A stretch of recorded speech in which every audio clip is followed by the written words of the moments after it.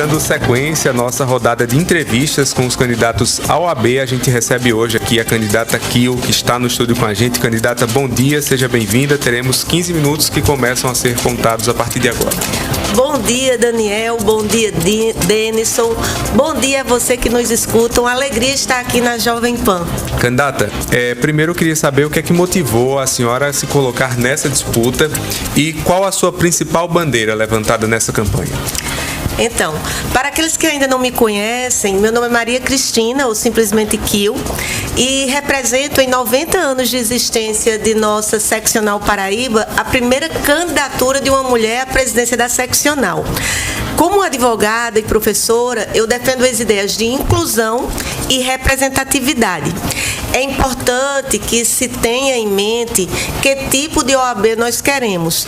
Então, nossa principal bandeira é lutar pela desburocratização, inclusão, ter transparência com relação à utilização dos nossos recursos e lutar incansavelmente pela defesa da advocacia. Essa é nossa grande luta. Precisamos transformar a ordem em uma entidade de defesa da advocacia. E tenho ao meu lado um grande time de colegas altamente qualificados para executar esse projeto de valorização do advogado e da advogada paraibana. É com muita alegria, então, que a gente lança e acolhe esse chamado, porque nós queremos servir a OAB e, de fato, trazer a OAB para perto da advocacia, com transparência, inclusão, honestidade e igualdade. Essa é a nossa proposta e esse é o nosso convite para você que nos escuta agora fazer parte dessa história. A senhora falou em inclusão, mas a gente sabe que o meio jurídico ainda é resistente a mudanças e ainda é resistente a integrar minorias de negros, mulheres, enfim, todas elas. Como a senhora, na prática, pretende defender essa bandeira? Eu digo sempre que toda mudança, ela exige coragem. E, normalmente, quem faz o curso de Direito, ele traz, sim, em sua alma impressa essa característica da coragem e de abrir novos horizontes.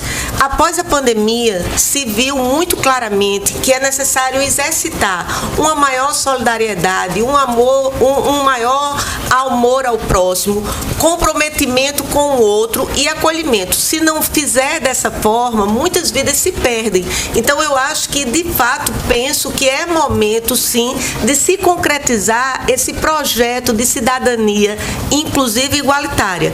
Enquanto nós estivermos lá, pode ter certeza que a OAB Seccional Paraíba estará de portas abertas para concretizar esse projeto de cidadania igualitária.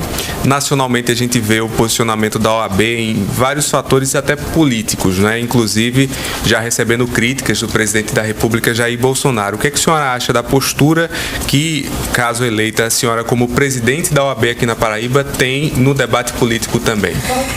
Creio que é necessário que todos escutem que sou absolutamente contra a uma ingerência externa político-partidária dentro do sistema OAB. É necessário que lá na OAB o partido e a ideologia de quem estiver na condução da casa, da entidade, seja a defesa intransigente, incansável da advocacia. O partido da OAB é a defesa dos direitos humanos, da sociedade civil e do Estado democrático de direito.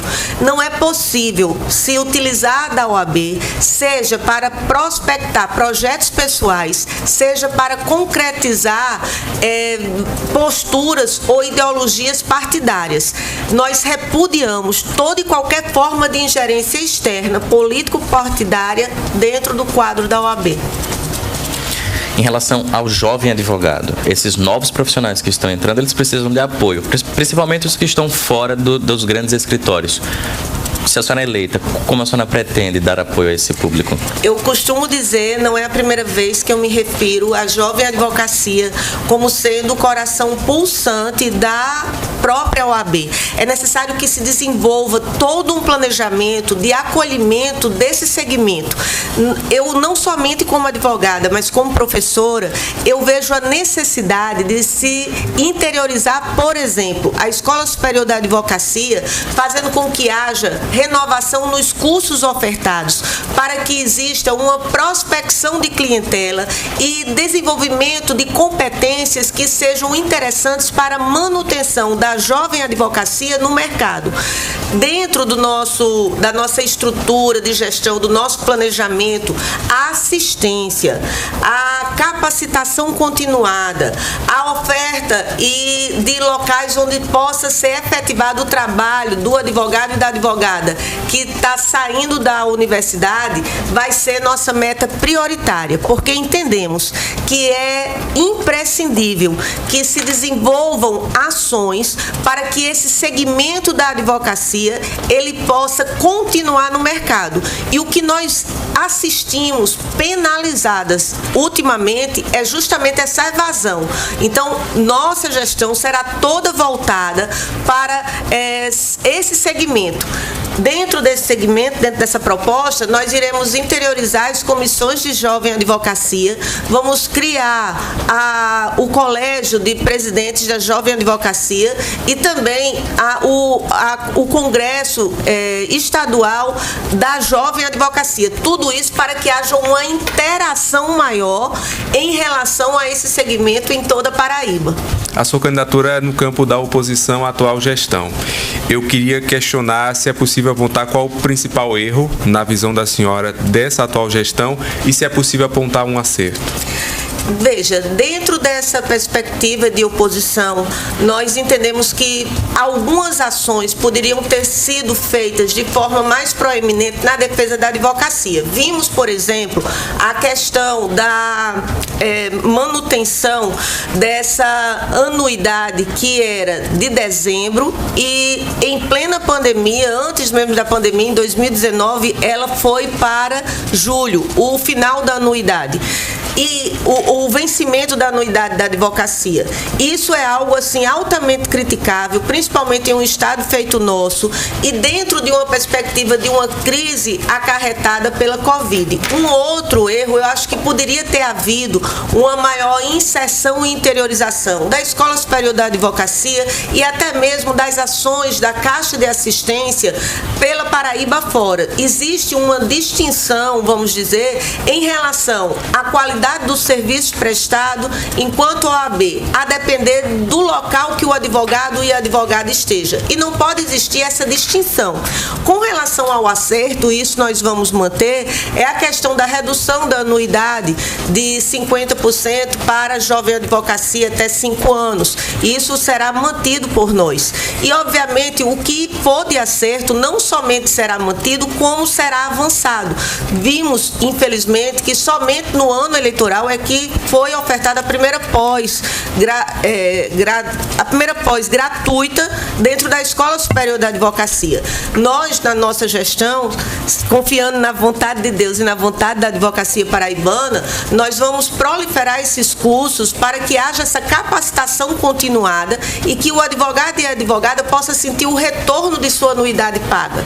Então, eu acredito que isso também é preciso que nós deixemos claro para o advogado e a advogada que nos escuta. Algum ponto positivo da atual gestão? Então, a redução da anuidade para a jovem advocacia, que será mantida, e a gente gostou da oferta do curso de pós-graduação gratuito, apenas que nós nos ressentimos de somente ter ocorrido agora, no ano de 2021. A senhora fala desse curso é porque é preciso o profissional, tanto do direito, mas de qualquer área, ele se reciclar, né? Ele fazer mudanças, enfim, ele aprender mais. Mas nesse meio, a senhora mencionou até há pouco uma evasão de jovens profissionais. Isso se dá por conta do mercado estar lotado de muitos profissionais, por conta da grande quantidade de cursos. A senhora considera que esses cursos, eles são oferecidos em demasia ou não? Existe sim uma proliferação de universidades, mas é preciso que o advogado e a advogada que nos escuta saiba que eu acredito firmemente na força da renovação e na capacidade de inserção no mercado a partir de uma preparação, de uma educação voltada para essas competências. Então, eu entendo que é necessário um investimento pesado em relação à Escola Superior da Advocacia para que se criem oportunidades que existem oportunidades para o mercado, para inserção e manutenção, mas é necessário que sejam desenvolvidas essas competências, como, por exemplo, preparação e capacitação em legal design, marketing jurídico, a Lei Geral de Proteção de Dados, mudando completamente o cenário do que é intimidade, de como se deve portar o profissional, a questão de como gerir um escritório, várias outras questões, uma preparação mínima em compliance profissional.